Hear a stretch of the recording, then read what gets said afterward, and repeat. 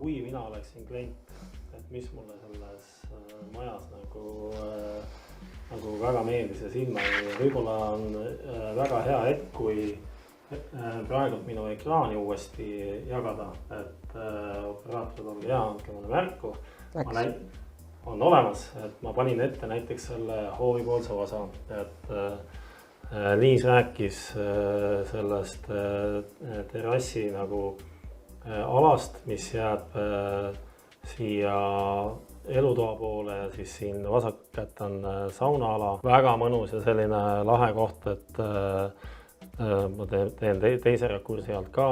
Vaat siit poolt saab see saunast ja siit poolt saab elutoast. Mõlemad pooled on varustatud sellise ägeda lükanduksega.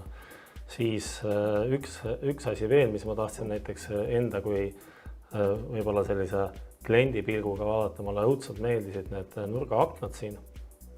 Tegelikult teades seda, et algselt olid nad vist plaanitud niimoodi, et siia posti vist ei tule, aga vist äkki see jäi tarneteemade taha kuskil, ja see nagu iseloomustab seda meie CLT kontseptsiooni, et tegelikult annab päris selliseid ägedaid arhitektuurseid lahendusi teha, et tegelikult oli ta algselt mõeldud, et seda nurgaposti siin ei ole, aga ta on ka selle pisikese nurgapostiga väga, väga äge. Ja kõigile samamoodi, et kolistage ümber maja ringi, vaadake, nautige väljast seest.